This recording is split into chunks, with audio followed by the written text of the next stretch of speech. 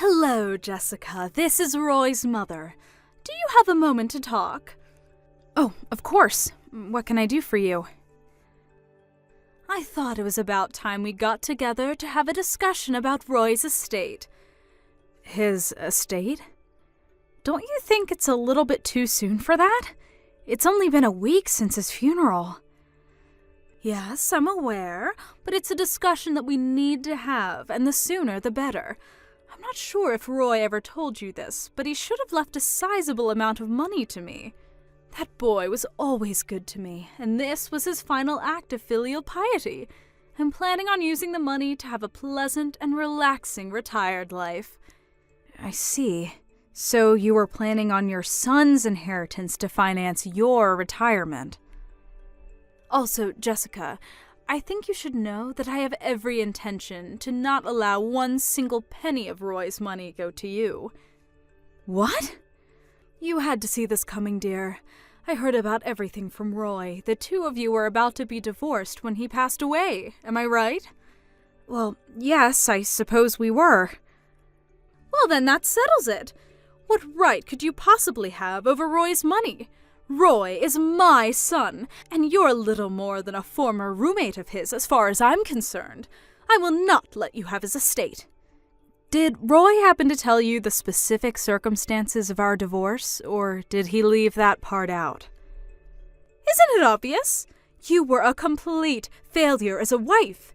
You used him for his money, and you never paid him any of the attention or affection he deserved as your husband. You may have cheated my son out of some of his hard-earned money while he was living, but I will not let you steal from him now. Is that so? And that's all I have to say. Now pack up your things and be out of that house by this evening. Seriously?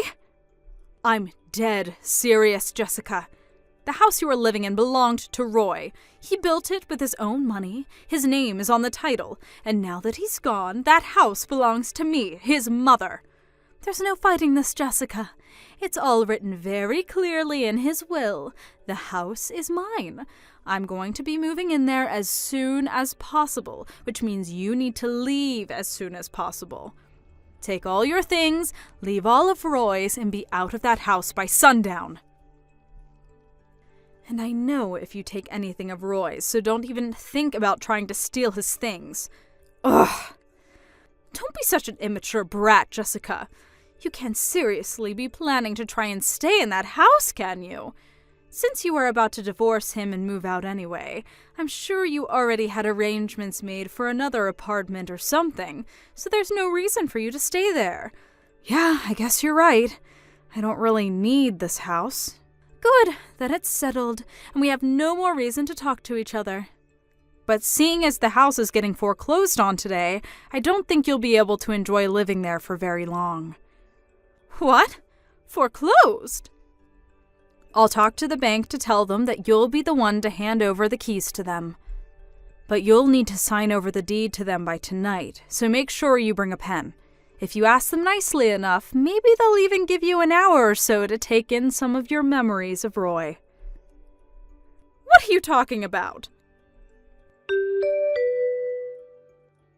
Hi there, Jessica. Hope you're doing well tonight. Thanks again for everything you did with my brother's funeral. I really appreciate it. Hey there, Steph. Don't mention it. By the way, did you get over the fever you caught after the funeral was over? How are you feeling? Oh, that? Nah, I'm totally fine right now. I've been over that for days. I bet I just overexerted myself. I was already burning the candle at both ends with my work lately, and then in the middle of that I had to deal with my brother's funeral. Wow, it must have been a really hard time for you then. I'm glad you're doing better anyway. It wasn't too bad. I bet it was way harder on you than me. I know that a lot happened between you and my brother, but I want you to know how grateful I am that you gave him a proper funeral, even after all of that. It's no problem at all, Steph. And by the way, my main purpose for messaging you right now is because I heard that my mom has been pestering you with texts lately about my brother's estate. Is that true? Yeah, kinda. Is she actually still living in that house right now? Yes, she is unbelievable. I don't know what she's thinking. It's like she's completely oblivious to everything that's happened over the last few years and her part in it. My dad says it's like talking to a brick wall trying to talk sense into her these days. Oh, boy. I wish there was a way I could help. Well, that's actually the second thing I wanted to talk to you about. I know this is sudden, but are you free at the moment? If possible, I'd like to meet with you in person. There's a number of things I'd like to talk to you about, including what to do next about my mom. Yeah, I'm totally free tonight. I'm staying at the hotel that's right next to the bus station downtown. If I recall correctly, your house isn't too far away from here, right? We could either meet at your house or my hotel's lobby, whichever is best for you. I'll go ahead and head over to your hotel. I remember where it is. Thanks. See you then.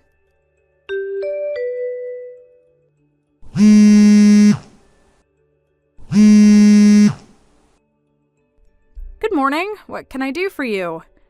Don't give me good morning. Some people from a real estate agency just came by and said if I don't leave the house soon, they're going to call the police and have me arrested for trespassing. According to them, the house is actually in your name. That's the first I've ever heard of that. Why didn't you tell me? You already sold it to them? You owe me an explanation. Wait, you really didn't know about all that? I guess maybe Roy was planning to tell you about everything once it had been finalized, but it seems like he could have at least told you the bare minimum. Hurry up and explain what you did. Just make sure you're aware that Roy and I were planning to get a divorce when he died, right? Yes, and what of it? What does that have to do with you stealing my house and selling it without my permission? I'm getting there. Calm down.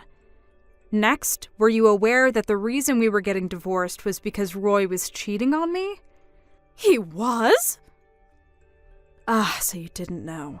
Well, he was cheating on me, so I sued him both for the damages related to the affairs as well as for a divorce. Roy was lavishing his mistress with gifts, designer handbags, shoes, vacations, you name it. And in just the span of a year, our total savings declined from around $100,000 to just $1,000. He spent that much in a single year?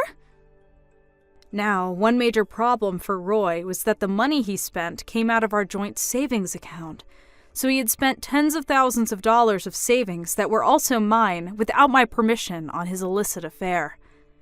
Ordinarily, in this sort of situation, I'd have the legal right to demand he return every single penny of that money to me, but I was also fully aware that he had no means with which to repay it, and I was eager to not have any interactions with him anymore after the divorce.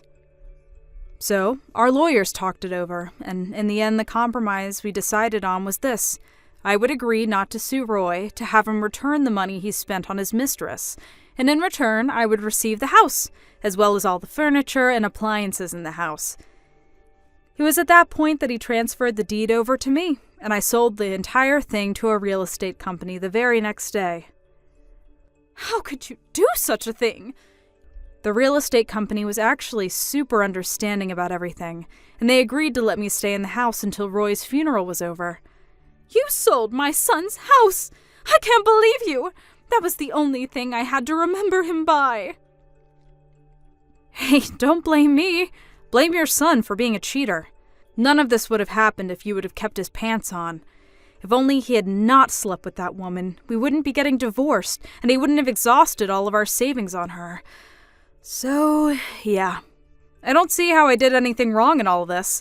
It's all Roy and his mistress's fault. Yes, you're right. It's all his mistress's fault, that vile woman. If she hadn't seduced my poor, innocent Roy, then none of this would have ever happened. Who is that vile harpy? Tell me her name. You must know who she is, don't you? I'll go find her and give her a piece of my mind for the terrible fate she brought upon my poor Roy. I don't think you need me to tell you her name. You already know her. She's one of your friends. What? What are you talking about? It was Nancy Johnson. No, not Nancy. How long ago was it? Maybe 2 years ago or so? You were going at me in your usual way, telling me I'm worthless and that Roy deserves better than me when you said, I know, I'll just have to find him a woman better than you. Sometime after that, you brought the darling Nancy Johnson, the daughter of one of your friends, over for dinner. And within just a few days of that dinner, the two of them began their nearly 2-year-long affair. That can't be true! Oh, and one more thing. You seem to be under the wrong impression about Roy's will. More specifically, you're under the impression that he had a will at all. He didn't. And since he had no will, by default, his estate is passed on to his legal heir. I know that. Everyone knows that. That's exactly what I'm saying. As his mother, I'm his next of kin, and so I'm the one who gets his estate. I hate to be the bearer of bad news, but since we were still married at the time of Roy's death, I was still his legal wife, and thus I am his next of kin, not you. What? And I mean, besides, even if you were to inherit his estate, how much do you think it could really be worth? He didn't just waste our joint savings account on his mistress. He even blew through the savings he had from when he was single. So I don't know what you were expecting, but at this point he doesn't have much of an estate at all. Oh no. When going through his stuff the other day, I looked up his bank accounts, and none of them had more than a few dollars in it. I don't believe you. You're lying! Well, if you want some proof, I can give you all his bank cards and passwords, and you can check them all out for yourself. And if you're still intent on trying to claim that for yourselves, you're more than welcome to have your lawyer contact mine and discuss the issue. What do you say? Enough of this already. I get it. Oh, well, that's good. Be sure to have all your things moved out of the house by sundown tonight. Tonight? You can't do this to me, Jessica. Jessica? Where are you?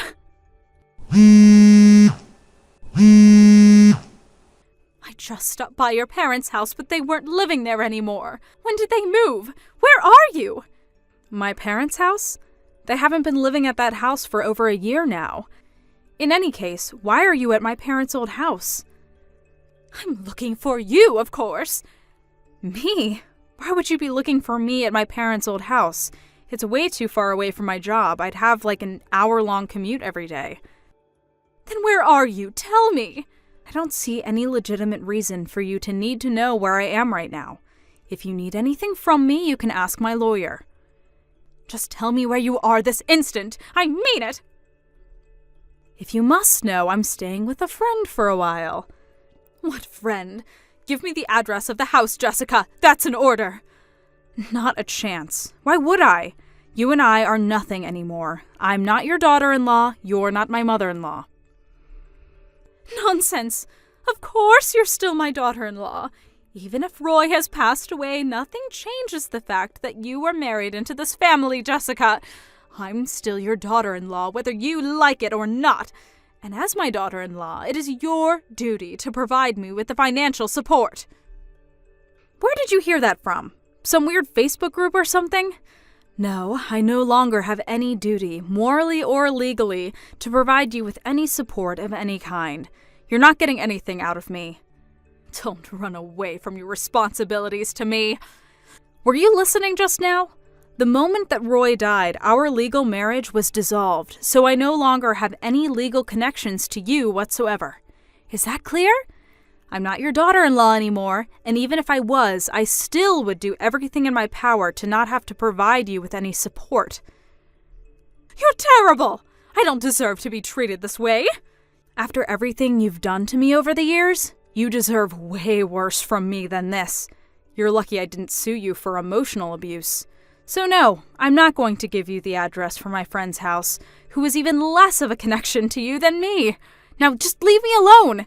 I never want to speak to you again for the rest of my life. You can't abandon me. What am I supposed to do now? Oh, right. Your husband divorced you the other day, didn't he? How do you know that?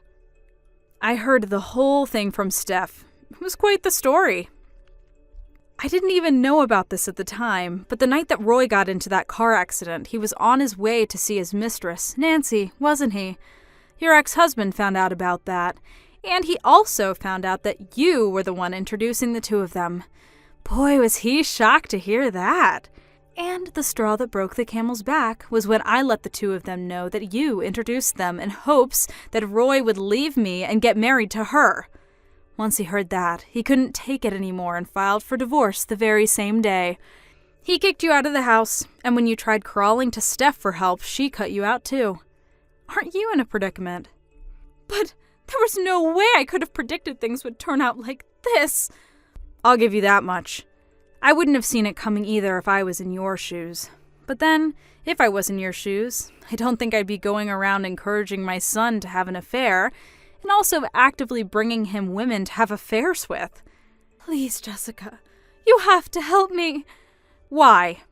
Because I have nowhere else to go. My parents are long dead, and I have no siblings. Don't you remember your wedding vows?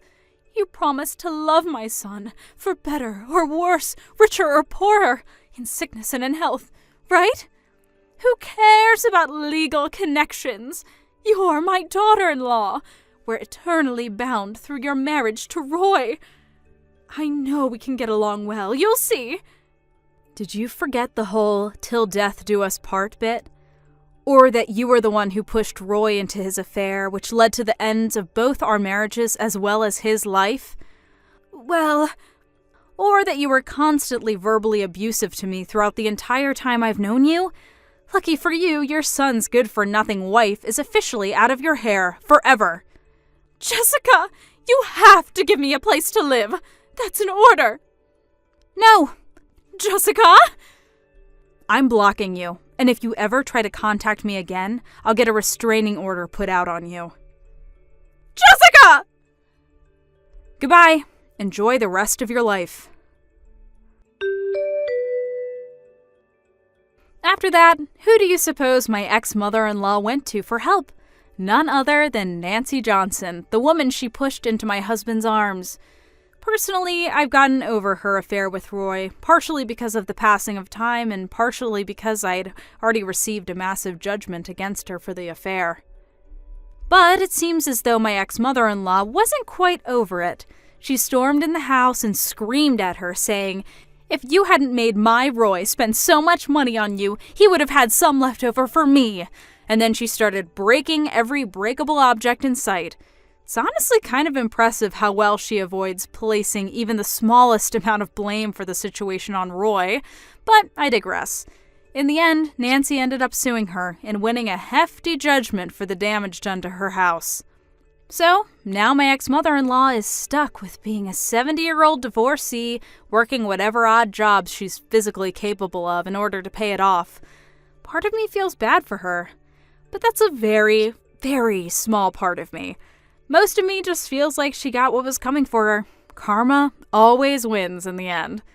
Oh well, none of that is any concern of mine anymore. Now I can finally get back to enjoying a nice, peaceful life with my fiancé. We're getting married next month.